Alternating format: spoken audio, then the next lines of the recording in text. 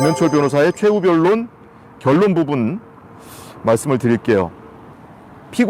여기서 피고인은 이화영 전 부지사를 얘기해요. 피고인이 문모 씨로부터 받은 약 2,100만 원 상당의 카드 대금의 혜택만큼 정치자금법 위반의 죄가 성립합니다. 일부분 시인을 하고 있거든요. 그 카드 대금 중에 2,100만 원은 내가 사용한 게 맞다, 잘못된 일이었다, 반성한다, 이렇게 시인을 했는데요. 그 대목에 관한 얘기입니다. 그런데 검찰은 존재하지 않았던 사실을 조작하여 피고인이 범하지 않은 죄를 기소했습니다.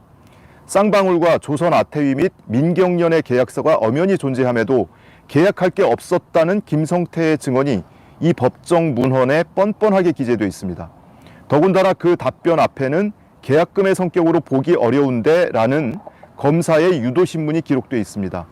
김성태가 북한에 300만 불을 지급했던 2019년 12월 1일은 이재명이 도지사직 상실에 해당하는 판결을 받은 지 석 달이 채 되지 않은 때였습니다. 당시에 이재명 경기도지사가 선거법 위반으로 기소돼서 항소심에서 벌금 300만 원 선고를 받았죠. 이대로 형이 확정되면 도지사직 상실되고요. 뭐 어떤 기업의 대북 사업을 도와주고 말고 할 수도 없는 상황이었어요. 그래서 실제로 경기도 관계자들은 모여서 그 선거 비용 반환을 어떻게 처리해야 될지 대책회의까지 하고, 국정원 관계자에도 이 경기도의 대북 사업은 요원해졌다라고 대화를 나눈 국정원 문건도 법정에서 등장을 했거든요. 이 시점의 얘기입니다.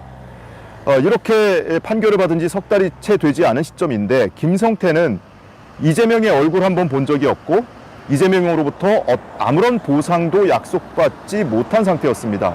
그런데 설령 이재명이 어떤 보상을 약속했다고 하더라도 믿을 수 없습니다. 왜냐하면 2019년 12월 1일은 이재명이라는 정치인의 정치 생명이 존망의 기로에 서 있던 시기였기 때문입니다. 이재명의 정치 생명이 사실상 끝났다고 평가하던 시기에 위대한 선견지명을 가진 김성태, 여기서 김성태는 쌍방울 회장입니다. 어떤 약속도 없이 이재명을 위해서 300만 불을 북한에 대신 납부했다는 것이 이 사건의 공소 요지입니다. 하지만 이재명의 방북을 요청했다고 하더라도 북한이 거절했을 것입니다. 도지사직을 상실당할 사람을 북한이 예우해줄 명분이 없기 때문입니다. 이렇게 어처구니 없는 비상식적인 줄거리로 이 사건 공소가 이루어진 이유는 후견 편향 때문입니다. 즉, 이재명에 대한 대법원의 무죄 판결과 대통령 후보 선정이라는 사후 정보가 너무나도 널리 알려진 정보였기 때문에 이로 인해 2019년 9월 6일 이재명이 도지사직을 상실당할 처지에 있었다는 정보 자체를 검사들이 망각한 것입니다. 이 사건 재판 과정에서 피고인은 숱한 고난을 겪었습니다. 검찰은 피고인을 회유했습니다. 피고인이 이재명에게 방북 비용을 보고했다고 진술하면 김성태로 하여금 법인카드를 문모 씨에게 지급했다고 진술을 번복하게 해준다고 했습니다. 그래서 뇌물죄와 정치자금법 위반죄로부터 벗어나게 하고 외국환 거래법 위반죄만 공범으로 처벌받게 한다는 조건이었습니다. 본 변호인은, 이 대목에서 저는 좀 뭉클했는데요. 본 변호인은 민주당원도 아니고 이재명 지지자도 아닙니다.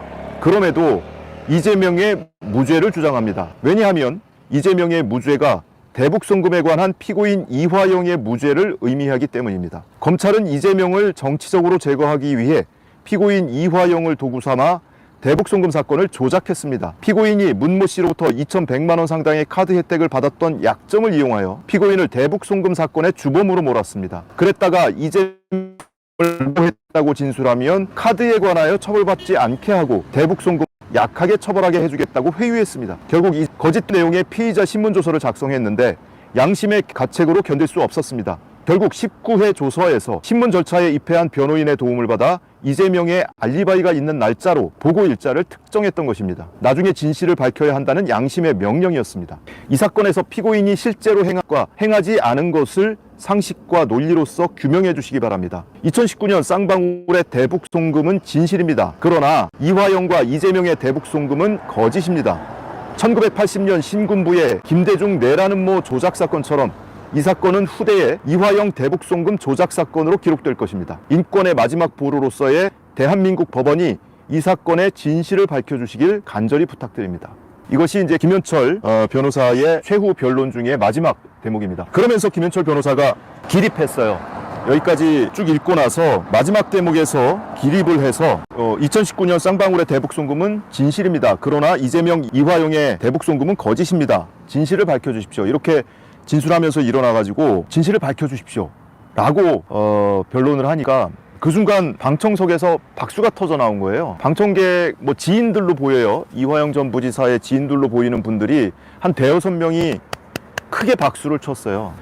재판장이 아주 노기가 가득한 표정으로 조용히 해라. 또 그런 일이 있으면 퇴정시키겠다. 그러더니 변호인에게 소리를 질러요. 변호인, 이와 같이 저런 행동을 유도하는 일이 있어서는 안 됩니다. 알겠습니까? 자제하세요. 알겠습니까? 그 변호인은 갑자기 재판장이 변호인에게 소리를 버럭 지르니까 최후 변론을 했을 뿐인데 저는 최후 변론을 했을 뿐입니다. 이러고 이제 변론을 마쳤거든요. 그 변호인 굉장히 황당했을 것 같아요. 그 뒤에도 재판장이 이 변호인과 피고인을 바라보는 그 시선을 제가 유심히 봤는데요. 와,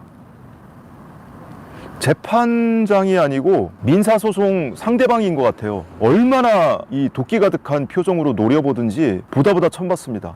그러니 검찰이 이렇게 세게 구형을 하고 중형을 구형을 하고 뭐 아마 재판장도 마음을 이미 자신 것 같은데 변경된 이 배석 판사들은 주심 판사와 좌배석은 어떻게 판단할지 그거는 뭐 지켜봐야 알 일인데요. 아무튼 이러니 이 재판장에 대해서 기피 신청도 하고 뭐 이런 일들이 계속 진행되었던 거 아니겠습니까?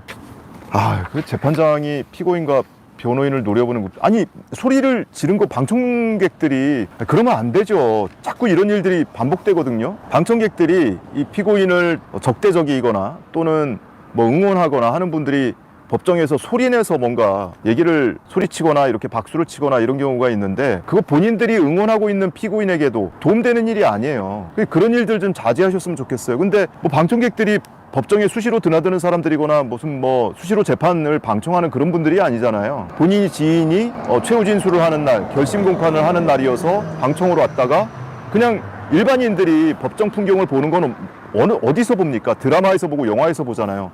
거기서 뭐 소리도 지르고 박수도 치고 환호도 하고 이런 경우가 있잖아요. 그러니까 그런 모습만 보고 그래도 되나 보다 하고 판단할 수 있잖아요. 그러면은 잘 몰라서 방청객들이 그런 행위를 하면 방청객들한테 주의를 주고 경고를 주고 또 더 심한 경우에는 퇴정을 시키든지 하면 될 일인데 왜 최후 변론을 하고 있는 변호인한테 또는 피고인한테 이렇게 도끼 어린 표정을 감추지 않고 그냥 표현을 합니까? 참 이런 재판장 태도를 보면서 공정한 재판을 과연 진행할 수 있는 건지 참 의심이 드는 대목이 한두 번이 아니에요. 자, 어쨌든 이렇게 김현철 변호사의 최후 변론이 끝나고 김강민